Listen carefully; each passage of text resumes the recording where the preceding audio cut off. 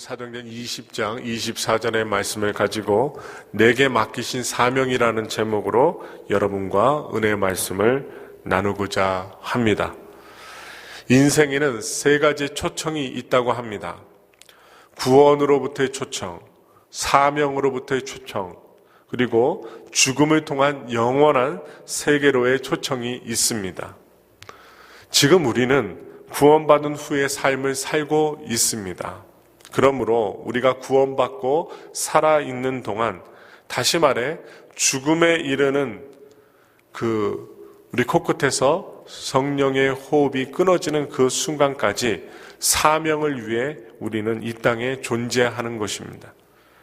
존재하는 모든 것은 그 안에 존재 의미와 가치를 지니고 있습니다.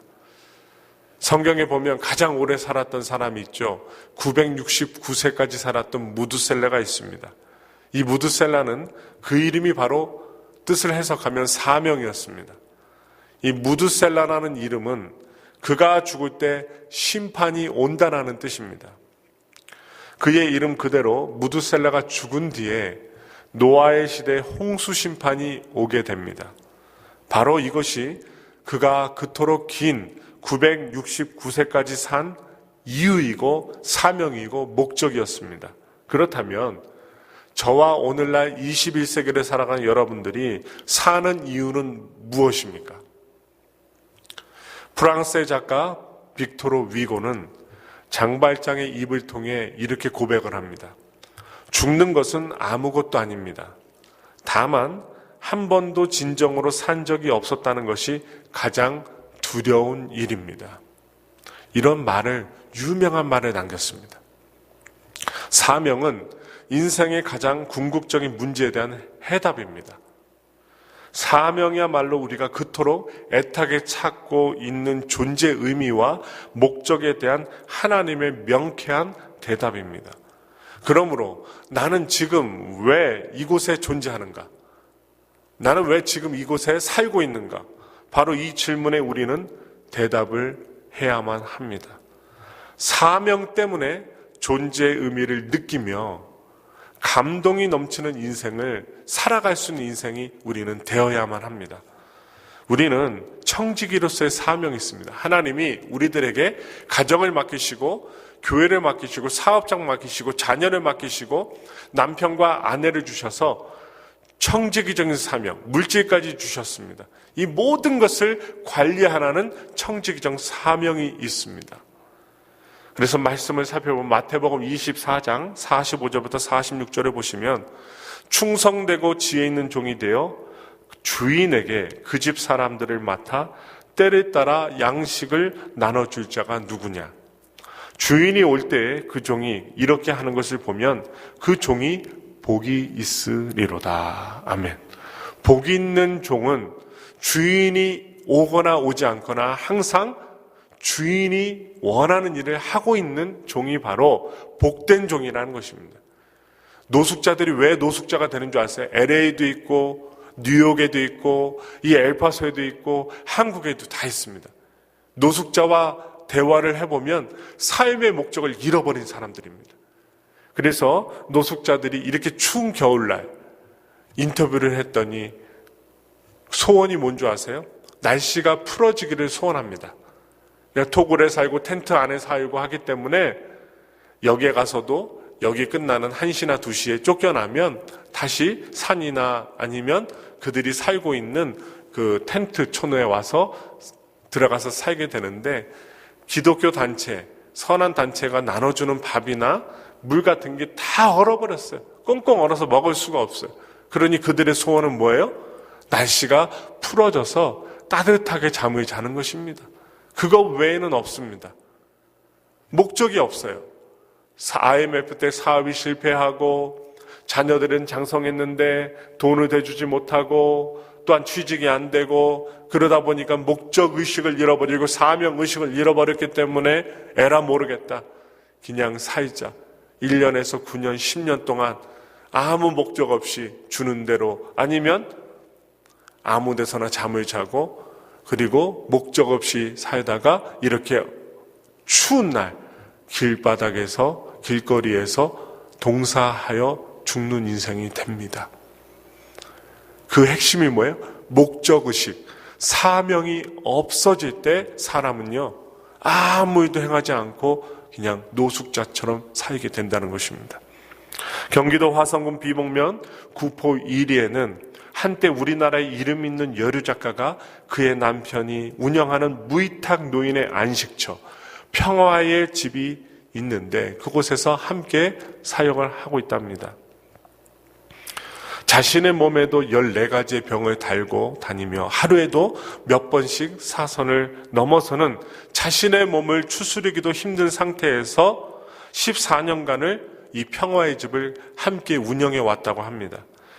그녀는 65년 경향신문 신춘문예의 희곡 성야로 등단해서 작가와 연극배우, 방송인 등으로 그리고 화려한 직업을 가졌던 그녀의 이름은 바로 오혜령이라는 이름입니다. 그러던 그녀가 78년도에 임파선암이라는 천형의 선고를 받고 투병하다가 기도와 금식으로 어느 정도 병이 호전되었다고 합니다. 그런데 다시 9년 전 관상대동맥 경련증이라는 희귀병에 걸려서 지금까지 투병 생활을 하고 있습니다. 어릴 때부터 걸어다니는 종합병원이라는 별명을 가지고 있었는데 그랬던 그녀가 몇 번씩이나 찾아온 병과 죽음의 고통 앞에 성경에 나타난 욥과 같이 울부짖게 됩니다. 그렇지만 그는 하나님의 도움의 손길을 순간순간 느끼며 남편이 목회자예요. 천주교 쪽에서 종교직을 했던 분인데 이분이 목사가 됐습니다. 그래서 함께 결혼을 했는데 남편 조남이 권오정 목사님이에요. 이 권오정 목사님과 함께 평화의 집에서 무위탁 노인들과 의지할 곳 없는 사람들과 함께 서로 돌보면서 살고 있어요. 그리하여 가족들의 이야기를 갖다가 기록을 담은 당신 없는 인생은 빈 그물이오니라는 제목으로 책을 출판했습니다. 이 책은 특히 손이 마비되어 전혀 글을 쓸 수 없는 상황에서 간병인이 도와주어서 간병인의 도움으로 이 책을 쓸 수 있었다고 합니다. 이 오혜령 씨는요, 지금도 9시간 동안 기도하면서 평화의 집을 이끌고 있습니다. 세상에서 잘 나갈 때는요, 10분도 기도를 못했어요. 세상에서 잘 날 때는요, 성경을 제대로 보지 못했어요. 왜? 돈 많이 받고 인기가 있고 권세가 있었으니까요. 그런데 병이 찾아오고 어려운 가운데 있으니까 기도하지 말라고 해도 기도할 수밖에 없고 어려운 사람, 자기 몸도 돌볼 수밖에 없는 인생인데 다른 사람의 몸까지 돌보는 인생이 되었어요. 그래서 어떻게 해요? 아침에 일어나면 기쁨과 소망으로 하나님께 기도하고 감사드리고 어떻게 해요? 하루 9시간 이상을 어떻게 기도합니다. 계속 기도합니다. 왜?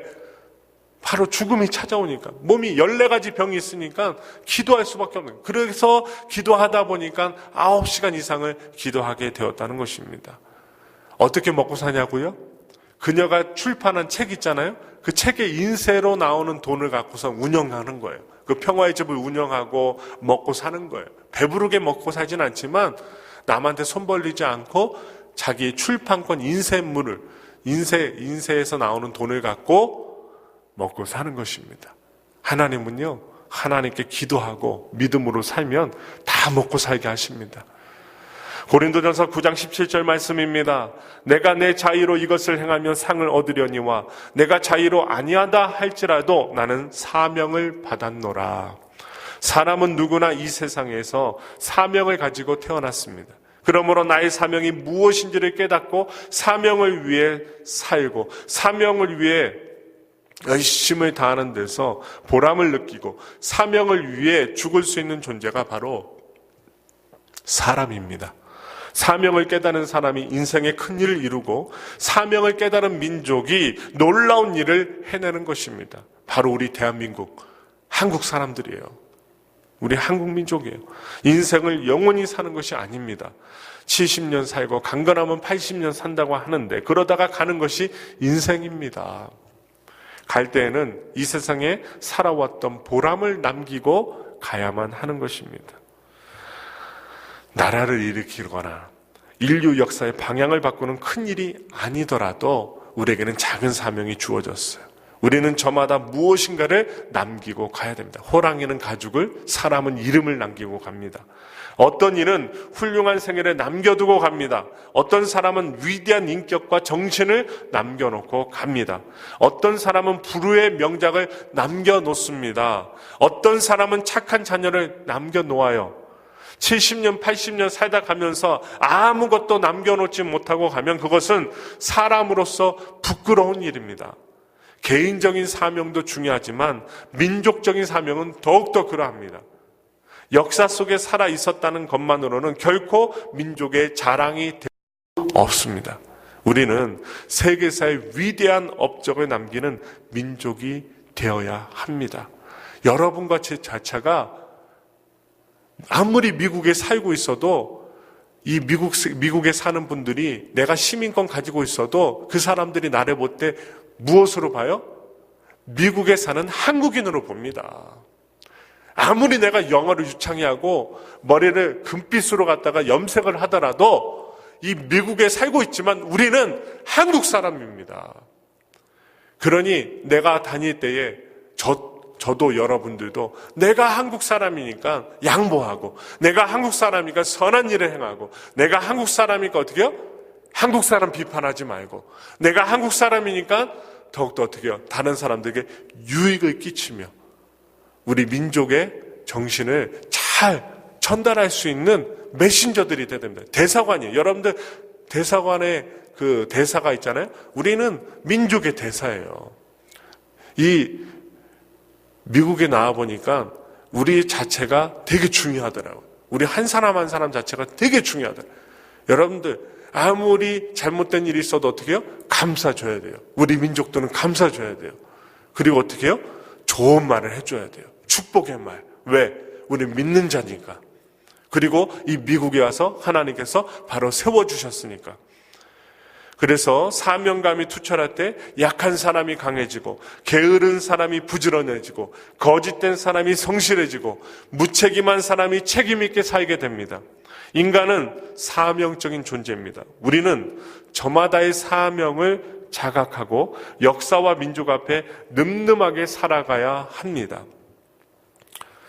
그러므로 민족적 사명을 자각하고 공명정당하고 공명정대하게 살아가면서 언젠가는 반드시 이루어질 민족의 꿈을 꾸고 살아가야 됩니다. 어떤 꿈? 내 자녀가 이 미국 땅에서 한국인으로서 정말로 의술을 가졌거나 아니면 어떻게요? 다른 직종이 있더라도 선한 영향력을 끼치며 살아가기를 바라면서 정말 꿈을 꾸고 기도해 주셔야 됩니다. 바로 이 새벽에 엄한 짓 하지 않고 하나님 잘 섬기고 예수를 믿고 구원받은 자로서 정말로 미국인들보다도 더 앞서 나가면서 주류 세계에서 하나님께 영광을 돌리는 사명 있는 내 후손들이 되기 위하여 오늘을 살아가실 때 우리가 정말로 믿음과 성령의 충만함으로 살아가셔야 된다.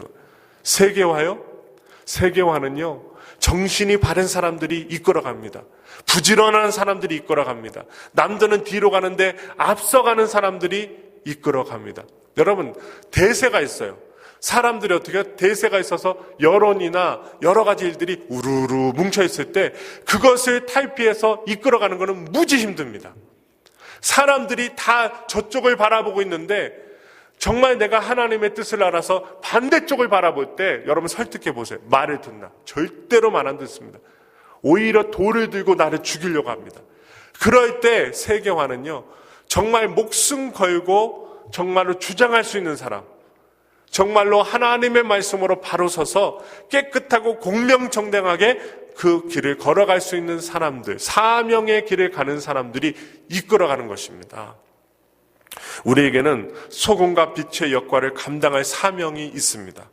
기도할 사명이 있습니다. 그래서 올해 깨어 기도하자고 말씀드린 겁니다. 한 사람이든 두 사람이든 10사람이든 100사람이든 1000사람이든 깨어 기도할 때 역사는 일어나는 것입니다. 하나님의 나라의 확장의 사명이 저와 여러분들에게 있습니다. 땅끝까지 그리스도의 복음을 전할 사명이 있습니다. 하나님의 그 명령을 지키고 영화롭게 할 사명이 있습니다. 우리는 몸과 마음과 뜻과 생명을 다하여 우리의 사명을 완수하여야만 되겠습니다. 베드로전서 4장 9절부터 10절 말씀에 서로 대접하기를 원망 없이 하고 각각 은사를 받은 대로 하나님의 여러 가지 은혜를 맡은 선한 청지기 같이 서로 봉사하라. 싸우라. 너의 일을 하라. 그게 아니라 서로 봉사하라. 그렇게 하나님은 사명을 주셨어요. 영국이 낳은 유명한 그 문호 칼라일이라는 사람이 있습니다. 이 칼라일이 일찍이 다음과 같은 말을 한 적이 있어요. 한번 들어보세요. 그대가 하는 일이 미천하다고 낙심하지 말라. 그대가 하는 일은 하나님께서 그대에게만 맡기신 가장 중요한 일입니다. 집안을 정리하는 단순한 일일지라도 마음 먹고 그 일을 잘하십시오. 만일 그대의 책임의 범위가 넓고 관계되는 일이 많으면 더욱 그리하여야 할 것입니다. 만일 그대에게 부모와 처자와 형제와 자매가 있으면 그들에 대한 그대의 책임이 얼마나 큰 것인지 기억하고 그들과 함께 그들로 하여금 실망케 마십시오. 우리가 최선을 다하는 것은 곧 세상에 여러 가지 불행이 생기지 않게 하는 최선의 방법입니다. 가정에서 세탁하는 일, 설거지하는 일이라 할지라도 내 가족 구성원들에게 실망과 불행을 안겨주지 않기 위하여 그 작은 일이라도 최선을 다해 일할 때 그 사람은요 정말 책임을 다하고 사명감 있게 사는 것이란 것입니다. 만일 자신이 하는 일을 하찮게 여긴다면 다른 사람 역시 여러분들을 그렇게 볼 수밖에 없다는 것입니다. 자신이 하고 있는 일에 자부심을 가지고 열심히 일하십시오. 또한 영국의 시인 키플링이라는 사람이 이런 말을 했어요. 나라를 위해 충성을 다하는 것은 별다른 것이 아니라 보이는 연장을 잡아 눈앞에 있는 작은 일에 최선을 다하는 것이라고 했습니다. 그러니까 우리가 매일마다 하고 있는 일을 최선을 다해야 할 때 그는 사명을 감당하고 있다는 것입니다. 진정 큰 인물은 아무도 보아주지 않는다 할지라도 말없이 자기의 일을 다하여 작은 생명 하나를 살리는 것을 생애 최대의 목표로 여기며 지금도 누군가를 용서하고 누군가를 위하여 애써 생명의 소식, 복음을 전하는 자들입니다. 이런 사람은 비록 세상이 알아주지 않는다 할지라도 하늘의 큰 자요 위대한 자입니다. 지금 여러분들이 하는 일은 무엇입니까? 우리가 끼니 때마다 여러 종류의 음식을 먹지만 매일 먹는 음식 속에 어떤 영양소가 들어있는지 칼로리가 얼마나 되는지에 대해서는 별로 관심을 갖지 않습니다. 좀 몇몇 분들은 관심을 가져요. 살찔까 봐. 네, 다이어트 때문에. 그러나 대부분은 칼로리나 요소에 대해서는 관심을 갖지 않아요. 그러나 사실은 음식의 영양과 칼로리에 따라 우리의 건강이 좌우됩니다. 이와 같이 교회는 성도가 많아서 또한 성도가 많이 모여서 양적으로 부흥하는 것보다 보이지 않는 사명을 어떻게 감당하느냐가 더 중요합니다. 우리는 보이지 않는 곳에 관심을 가져야 합니다. 비록 내가 하는 일을 세상이 알아주지 않는다 할지라도 하나님이 기뻐하시는 일이라면 충성을 해야만 합니다. 나는 지금까지 살아있게 하신 것을, 나를 살아있게 하신 것, 내가 복음 전파의 사명을 감당하라고 하나님께서 내 생명을 연장시켜 주신 것이라고 믿습니다. 저도 여러분도 하루하루를 더 살아가는 것, 생명 연장시켜 주신 것, 더 복음 전하다가 하늘나라 오라고 연장시켜 주신 것이라고 생각합니다. 에스더는 민족의 구원의 사명을 위해서 살았고, 링컨은 노예 해방의 사명을 위해서 살았으며, 인도의 간디와 우리나라의 김구와 또한 도산 안창호 선생님은 조국 독립과 애국의 사명을 위해서 그 당시에 살게 하셨으며, 슈바이처 박사는 아프리카 흑인 생명을 돌보는 사명을 위해서 살게 하셨고, 또한 테레사 수녀님은 정말로 몸 아프고 병들고 불우한 불우했던 이웃들을 돕는 사명을 위해서 그녀가 살았던 것입니다. 주님께서는 여러분들에게 맡기신 사명 있어요. 그 사명이 무엇입니까? 그 사명을 위해 얼마나 힘쓰고 계십니까? 오늘 우리가 이 새벽에 예배 드리면서 12강주리 예배 드리면서 나는 오늘 이 엘파소 순복음교회에서 무슨 사명이 있기 때문에 이 교회에 있는가? 이 엘파소에 왜 내가 있는가? 이 미국 땅에 왜 내가 있는가? 생각하시면서 하나님의 사명 잘 기억하시고 저와 우리 모두가 하나님 나라 갔을 때 부끄럽지 아니하도록 주님께 충성을 다하는 충직들이 되시기를 예수님의 이름으로 축원합니다.